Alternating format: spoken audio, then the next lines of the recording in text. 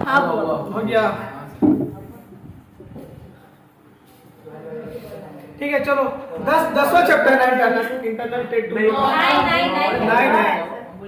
ये किसी का 9 होगा, किसी का 10 में होगा। ठीक है ISC का 10 में था, तुम लोग 10 में क्या 9 में 10 में। सुनो इंटरनल ट्रेड, ठीक है। ट्रेड का मतलब क्या होता है या बातचीत नहीं। ट्रेड का मतलब क्या होता है? ट्रेड का मतलब जिसे हिंदी में बोलते हैं व्यापार, मतलब कुछ खरीदा बेची जो हम लोग करते हैं उसको क्या बोलते हैं हम लोग? ट्रेड कर रहे हैं।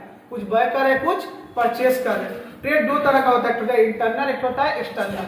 इंटरनल में जो आता है ना मेरा, इंटरनल में आता है होलसेल और रिटेल भी, जो रिटेलर और होलसेलर लोग रहता है, ठीक है। और एक्सटर्नल में मेरा क्या आता है? Export import. एक्सटर्नल मतलब कि बाहर की चीज, बाहर में जब लोग एक्सपोर्ट करते हैं, ठीक है, इंडिया से बाहर इंपोर्ट करवाते हैं, इंडिया से बाहर, वो सब जो लोग ट्रेड करते हैं ना वो मेरा किसमें आता है? एक्सटर्नल में। पूरे सिलेबस में हम तो ऐसी नॉलेज के लिए हम बता दिए, ठीक है, कि इंटरनल एक्सटर्नल तुम लोग का नहीं है। तो हमारा सिलेबस में क्या है? इंटरनल ट्रेड, ठीक है, होलसेल और रिटेल, ठीक है। इसमें नहीं है क्या? सुना, एक होता है प्रोड्यूसर, प्रोड्यूसर यानी कि मैन्युफैक्चरर, ठीक है, उससे खरीदता है कौन? होलसेलर। होलसेलर फिर किसको बेचता है? रिटेलर को। फिर रिटेलर किसको बेचता है? कस्टमर को, ठीक है, किसको? कंज्यूमर को। कोई कस्टमर कह लो, कंज्यूमर कह लो, तुम लोग सिलेबस में कस्टमर नहीं कंज्यूमर ही बोल के वर्ड यूज हुआ होगा, ठीक है। तो प्रोड्यूसर को हम लोग क्या होता है? मैन्युफैक्चरर, जो क्या करता है? गुड्स को बनाता है, ठीक है। मान के फॉर एग्जांपल हम लोग को कपड़ा ही चाहिए, ठीक है, कपड़ा जो मैन्युफैक्चर करता है, जो कपड़ा को बनाता है, वो मेरा क्या हो गया? मैन्युफैक्चरर। उससे कौन खरीदता है? होलसेलर। होलसेलर से कौन खरीदता है? रिटेलर। रिटेलर से कौन खरीदता है? कंज्यूमर, ठीक है, कंज्यूमर कह लो, कस्टमर कह लो, ठीक है। होलसेलर क्या होता है? होलसेलर ना गुड्स किस में खरीदता है? बल्क में खरीदता है, मतलब कि लार्ज क्वांटिटी में खरीदता है, क्योंकि उसको होलसेलर का मतलब क्या? होलसेलर मतलब लार्ज क्वांटिटी में गुड्स बेचता है, ठीक है। और जो होलसेलर के बाद जो रिटेलर है, रिटेलर क्या करता है? ह्यूज क्वांटिटी में गुड्स नहीं खरीदता है, स्मॉलर क्वांटिटी में खरीदता है। तो इससे बेनिफिट कैसे होता है? जितना ह्यूज क्वांटिटी में तुम गुड्स खरीदते हो ना, उतना मेरा कॉस्ट कम पड़ता है, उतना मेरा कॉस्ट कम पड़ता है। तो होलसेलर को ऑब्वियस सी बात है कि रिटेलर का कंपैरिजन में वो थोड़ा ज्यादा बल्क में गुड खरीदता है, तो उसको थोड़ा कम में पड़ता है। तो फॉर एग्जांपल मान के चलो कि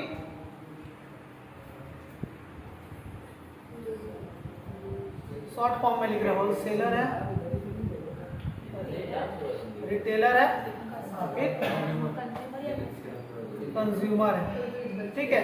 ये मान के चलो 5 में बनाया, ठीक है, तो इसको बेचेगा फिर 7 में, फिर ये इसको बेचेगा 10 में, फिर ये इसको बेचेगा 15 में। इनडायरेक्टली कितने में पहुंचते हैं गुड्स? 15 में, ठीक है। ये जो बीच में जो आता है ना, ये लोग होलसेलर और रिटेलर लोग, इसी को हम लोग क्या बोलते हैं?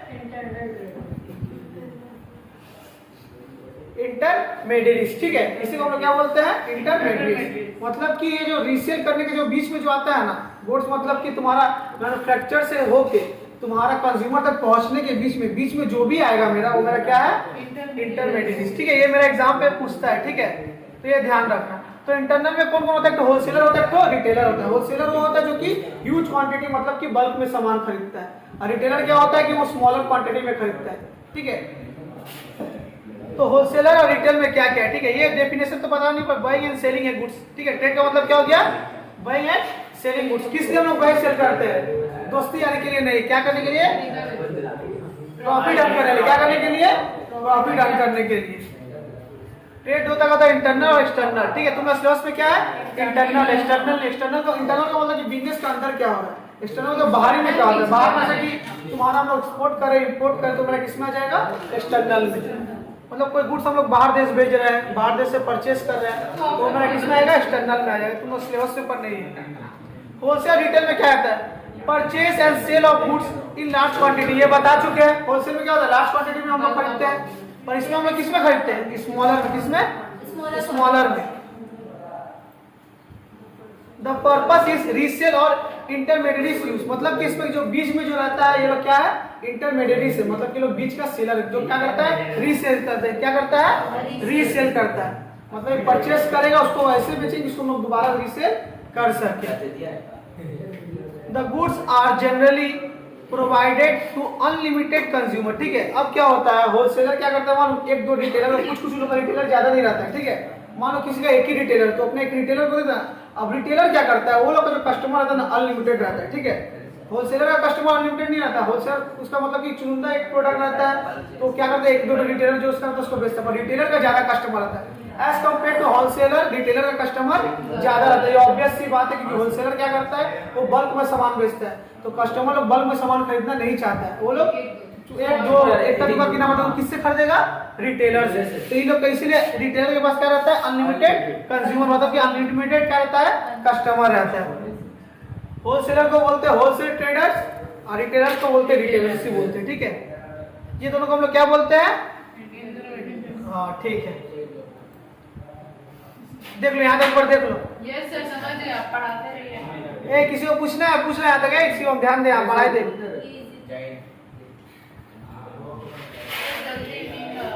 ठीक है, होलसेलर का सुनो, होलसेलर का क्या क्या सर्विस है, मैन्युफैक्चरर का प्रति उसका क्या सर्विस है और रिटेलर का प्रति उसका क्या सर्विस है। होलसेलर रिटेलर को क्या क्या सर्विस देता है और मैन्युफैक्चरर जिससे वो लोग होलसेलर सामान खरीद रहा है उसको क्या क्या सर्विस देता है, वही चीज हम लोग पढ़ना है। तो to the manufacturer and to the retailers, ठीक है। लार्ज स्केल प्रोडक्शन, आज मैन्युफैक्चरर जो होता है लार्ज स्केल में मैन्युफैक्चर कर पा रहा है, गुड्स ज्यादा बना रहा है, बल्क में बना रहा है, अपना मन से बना रहा है, उसका ऐसा होलसेलर है। होलसेलर जब तक उसको बोलेगा नहीं कि हमको इतना क्वांटिटीज का गुड्स चाहिए, उसका पास होलसेलर रहेगा नहीं, अपना मन से लार्ज क्वांटिटी में नहीं बना देगा। तो होलसेलर क्या करता है, पहले तो क्या करता है कि मैन्युफैक्चरर को ये सर्विस देता है कि लार्ज क्वांटिटी में क्या कर पाए, प्रोडक्शन कर पाए, मतलब कि लार्ज क्वांटिटी में गुड्स बना पाए। क्योंकि होलसेलर ऑर्डर नहीं देगा तो मैन्युफैक्चरर अपना मन से थोड़ी बेसी बना देगा, वो कम ही बनाएगा, रिस्क थोड़ी लेगा। मान लो कि बना दिया, बल्क में स्टोरेज किया, सब सड़ गया, गल गया, बर्बाद हो गया, समझे, चाहे डिमांड चेंज हो गया, रेट चेंज हो गया, प्राइस चेंज हो गया। तो इसीलिए होलसेलर ही क्या करता है, हेल्प करता है कि लार्ज स्केल में मैन्युफैक्चर क्या कर पाए, गुड्स को प्रोडक्शन कर पाए, बना पाए। बियरिंग रिस्क, मतलब क्या सबसे ज्यादा जो सर्विस देता है ना उसको रिस्क से बचाता है। क्या होता है, वो तो होलसेलर ना, अगर होलसेलर नहीं रहेगा मैन्युफैक्चरर के पास, तो जैसे कि हम बताए ना, गुड्स को स्टोरेज करेगा ना, या तो चोरी हो सकता है, थेफ्ट हो जाएगा, ठीक है, या तो तुम्हारा मान लो कि डिमांड चेंज हो जाएगा, जो गुड्स बना के रखा है अब दूसरा गुड्स का डिमांड हो गया और बिक्री नहीं हो रहा है तो, ठीक है, या तो जल गया, ठीक है, फायर हो गया। तो इससे क्या होता है ना, ये सब रिस्क से ना कौन बचाता है, होलसेलर। और होलसेलर और खरीद लेता है ना मैन्युफैक्चरर से, उसका गुड स्टोरेज होगा नहीं, होलसेलर के पास चल जाएगा, तो रिस्क भी उसका कौन ले लेता है, होलसेलर। सारा गुड्स किसके पास पे रखना पड़ेगा, होलसेलर के पास। क्योंकि लोग ऑर्डर के हिसाब से बनाता है, अपना हिसाब से नहीं कि बल्क में बना के मैन्युफैक्चरर भर देगा, जितना होलसेलर ऑर्डर देगा उस हिसाब से लोग का बल्क में गुड्स को बनाएगा।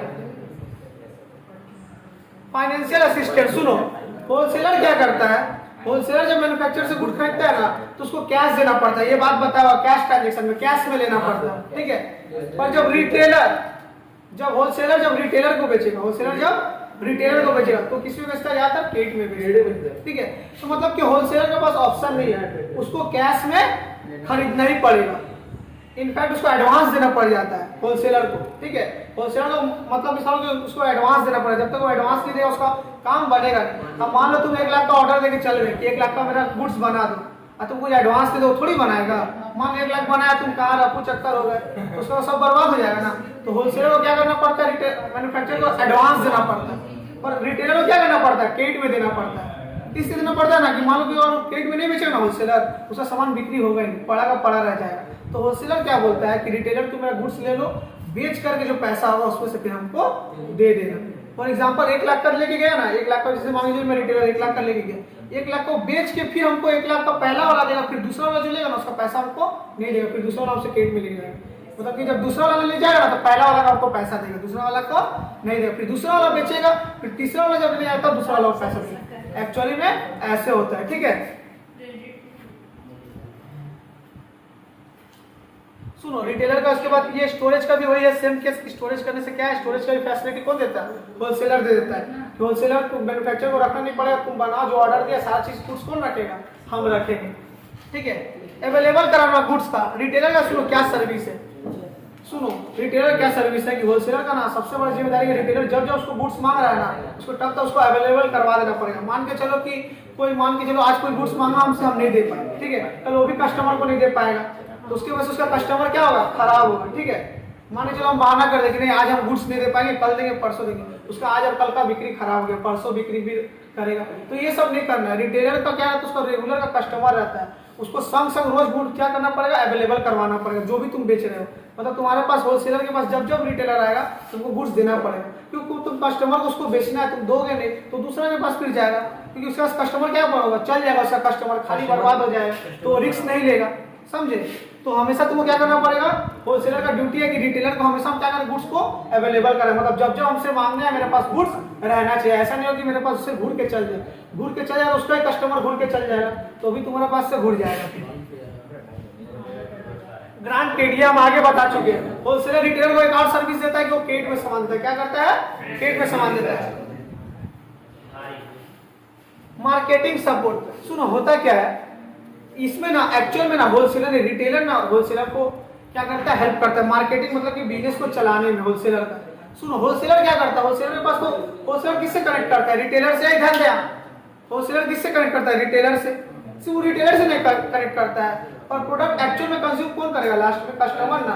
तो कस्टमर कैसा प्रोडक्ट पसंद कर रहा है, उसको कैसा प्रोडक्ट चाहिए, किस टाइप का चाहिए, ये सब तो होलसेलर को पता नहीं चलता है, रिटेलर को पता चलता है। किसको पता चलता है, रिटेलर को पता चलता है। अब रिटेलर किसको बताता है, होलसेलर को। किसको बताता है, होलसेलर को। तो एक्चुअल में रिटेलर ही होलसेलर को हेल्प करता है कि कैसा मार्केटिंग करना है, कि कैसा कैसा गुड्स चाहिए, क्योंकि होलसेलर तो कस्टमर को बेचता नहीं है, कस्टमर का तो रिस्पांस उसको मिलता नहीं है, कैसा गुड्स चाहिए, कैसा है, क्या है क्या नहीं, वो किसको मिलता है, रिस्पांस कस्टमर का, रिटेलर। तो कस्टमर रिटेलर को देता है, कि रिटेलर किसको रिस्पांस देता है, होलसेलर को, फिर होलसेलर बोलता है मैन्युफैक्चरर को। तो ऐसे होता है, ठीक है। रिस्क शेयरिंग, रिस्क को शेयरिंग, ठीक है। सुनो चार यहाँ पे 5वां पॉइंट क्या था, एक और था 5वां पॉइंट क्या था, ठीक